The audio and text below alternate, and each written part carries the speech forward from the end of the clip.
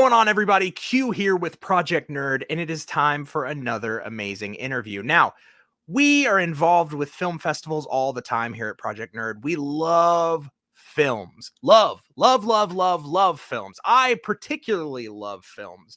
I may have hosted a little podcast called High Five the Podcast on the network that is just obsessing over films. And if there is one type of film that I like in particular, it's horror. And today I am joined by a very special guest, Mr. Timothy Schultz of the Mile High Horror Film Festival. How's it going, Timothy? Excellent. Yeah. Thank you so much for having me, Quentin, or Q. Thank you so much. Yeah, you're very welcome. My absolute pleasure. This is a fest that I am super jazzed about. I've looked into it. It's very cool. Can I ask, we'll just like right out of the gate, where did this festival come from? You have to be just a horror nut. I love all types of film, but especially horror and thrillers and sci-fi. And when I found it, well, basically, I founded this festival with Teresa Lucarish back in 2010. There was no horror film festival in the Denver area or in Colorado at the time, actually. And it's I was a huge fan. I had made a couple films myself, but I was a huge fan of films. I'd go to Sundance every year, South by Southwest, and I wanted to produce a festival that I myself would want to go to. And there was no horror film festival in the Denver area, and let alone Colorado. And so I thought there was a market for it because I would want to go to it. So I founded the festival. I love it. So 2010, that kind of jumps us in. So 2010 was the genesis of the festival, so to speak. And so has it been a regular fest ever since, or what's kind of been the trajectory of the festival? Yeah, well, so it started out in 2010. There was probably maybe a few dozen people. I mean, it was really, really small.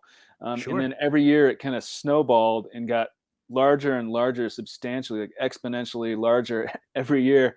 That's And awesome. and then in 2015, I believe it was right around 6,000 people that we had. And then we took a couple years off. We had trouble getting.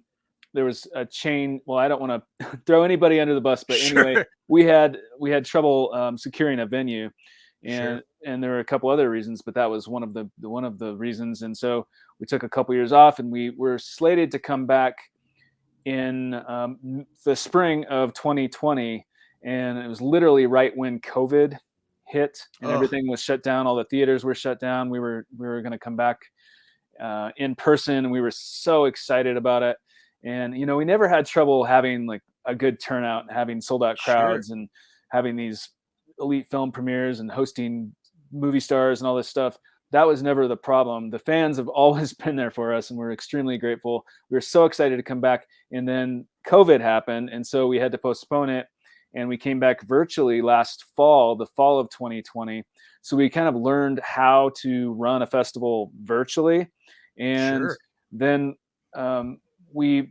because of COVID, we've been unable to get a venue for this year, unfortunately. But we are very optimistic and hopeful to secure a venue for 2022. So you can definitely look for that. I do want to say that we are super excited to come back virtually this year as well, because there are fans. There are fans that prefer to be in person. I mean, I prefer to be in person, but I also prefer to watch films on my couch. And a lot of people are more apt to do that now that COVID has happened. They're more used to streaming movies. And we do have fans that would rather stream our content. So we're super excited to be able to at least share it virtually. Yeah, absolutely. Totally understood. And I have really appreciated the film fests in general that have kind of pivoted to that digital avenue, because as a film fan myself, I was crushed by 2020. I got to watch some movies in my house, which was cool, movies that I may have not gotten to see from the convenience of my couch. But as an avid festival goer, I was super bummed. Festivals are so much fun. It's such a awesome opportunity to see independent filmmakers doing their thing, to sit in a room with a bunch of people seeing something for the first time, not necessarily things that have just, the Hollywood hype train has sold to you. You know what I mean? Instead, you're getting these like real gems. And I always loved the feeling of leaving a film festival feeling like I discovered something that nobody else knows yet. You know what I mean? And just waiting for that moment for it to blow. So I love the idea of, even though we can't do it in person, that's not going to stop us. We're going to keep doing what we do. We're going to keep curating and giving the podium to these filmmakers. What was kind of the process like selecting films this year for a digital fest? I would imagine it was a little bit different than, a traditional in-person festival. Yeah, well, I mean, there were similarities. So for our festival, we have a screening committee. So it goes through. I mean, it's not necessarily just democratic, but it goes through a process, and we receive tons of submissions. And we also look at what some of the other festivals are playing that we respect, like Sundance and South by Southwest. So we still did that. Sure. I would say, there are some features out there. Just to be completely transparent, there are some Sure. features out there that just won't play virtually. Because I think everyone, the whole model of films, it's kind of changed with COVID, but there are plenty of films that will play virtually too, because consumers are much more apt to watch a movie that way than they were Yeah. probably in 2019. But as far as what we do, I mean, going back to what you were saying earlier about the films being new, that I mean, almost all of the films we're playing are new, and they're playing the festival circuit, and we really believe in them. They're excellent films, indie films, most of them, and you can't see them anywhere else right now anyway. A lot of them will be out in a few months, and that's Sure. that's what makes a film festival very, very. There's a lot of things that make film festivals special, but that's one of the things. And we are still able to host Q&As with quite a few of the filmmakers and Very actors cool. and so forth, through Zoom. Yeah, I love it. I love it. I genuinely do hope, obviously, and I know you do, and I know the fans out there of A Mile High Horror do as well. Um, I hope that you guys have no issue securing that venue for next year, because I know it's definitely a festival I would like to check out personally. Um, Let me ask, and I don't know if this is like bad manners, considering you're the festival director, but do you have any particular films that are showing that you are especially excited about? Anything that you're like, if could implore people to check out this film, I feel like they need to do it. Absolutely. And I know we have limited time, so I Sure. I don't know where to start here, but so for one thing, our festival, I mean, we love features and we play some of the best features, but the shorts, we have a reputation for really playing more shorts than the average festival, and we go out of our way to play the absolute best horror thriller sci-fi shorts from all around the world, and the majority of them are new. And so some of my favorite films are shorts, believe it or not. I they're love it. they're incredible. There's one called Wall Number Four that is excellent. I believe it just premiered at Fantastic Fest. There is we're showing the U.S. premiere of a film called #Meow 2, which is by. Have you seen Fried Berry?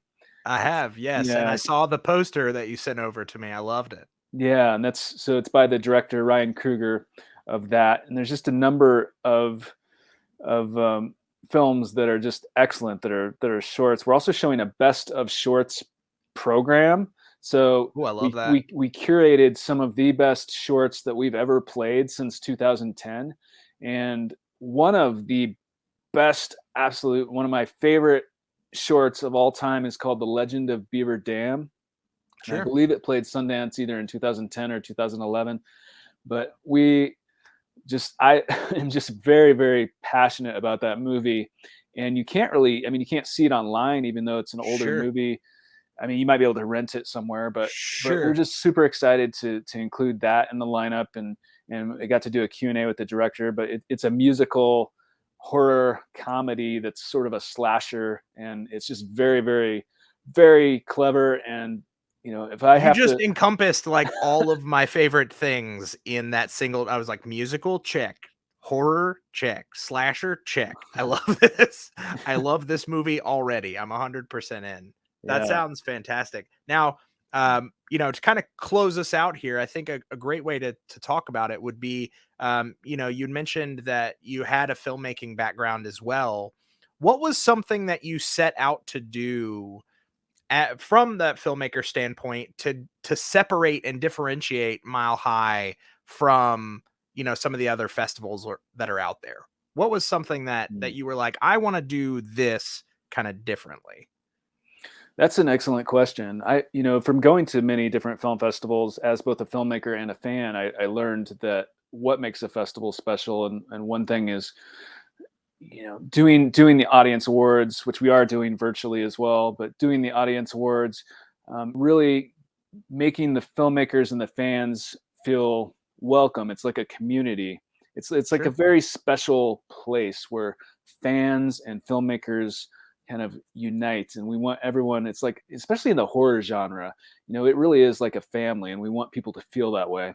And we love sharing our content virtually, and we can't wait to do that in person as well. And most likely, it will be a in person and virtual hybrid, because I think there's a fan base for both. Sure. I love that. I think that's a smart move. Definitely. I know you mentioned especially in the horror community, family. What's so funny is 9 times out of 10, people think horror and they're like, man, that's a bunch of weirdos. Only like weirdos make those films. But and I can almost say this totally, unanimously, every single person involved with a horror film that I have met or had the honor to talk to, the nicest people on the face of the planet. Like, there's no, I don't know what it is. It's like they get all of the bad out onto film, and then all that's left is just like super nice people that you want to hug.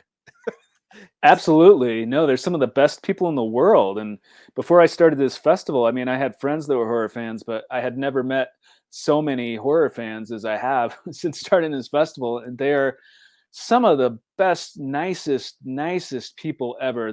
It's not the stereotype, the generalization of these terrible people with these Sure. warped ideas. They're just loving, great people with warped ideas. Exactly. That's Yeah. absolutely fantastic. Well, I know that this conversation definitively has gotten people excited for the festival. Tell everyone where they can find this. Where can they watch these entries? How can they participate in that digital fashion? Yeah, absolutely. So you can go to our website for Mile High Horror Film Festival. You can Google Mile High Horror Film Festival, but it's mhhff.com. We're also on, of course, Insta, Facebook, and Twitter. And we link to our program in all of those places, our website and our social. So it's on a site Perfect. called Eventive, but you can just find it through our website or any of our social. But And what are the dates of the digital fest? so it's October 7th through the 13th. So it's 6 days. So we're allowing people to Perfect. stream for 6 days. Yeah. I love it. Excellent, excellent. And then stay tuned to these same avenues for information about next year's festival, I would assume. Yeah, absolutely. And we'll be making Perfect. making some announcements shortly. I love it. Well, Timothy, thank you so much for sitting down with us. Project Nerd loves you. Our door is always open to you. Feel free to come back. And when that announcement happens of the in person and digital again, I expect you to come see your old friend Q, and we would love to help you get that word out. A- Uh, Absolutely. Thank you so much, Q. We oh, really my appreciate it. My pleasure. And for all you horror nuts and fans out there, please absolutely do yourself a favor. Go check out Mile High Horror Film Festival. It's going to be something special. You do not want to miss it. And don't forget to check out Project Nerd's YouTube channel while you're at it. You're already here watching this interview. Go ahead and hit the subscribe and the little bell icon so that you make sure that you get updates on all the amazing content coming to you throughout the year. And navigate your way over to I almost said high five the podcast. You can go there too. That's one of our shows. You can go to projectnerd.com. That's project-nerd.com for updates on the Mile High Horror Film Festival. Tons of other festivals around the country. Get out, see movies. 2020 was a rough year for the industry, and we need your support, fan support, to make awesome things like Mile High keep happening. So until next time, we'll see you at the movies.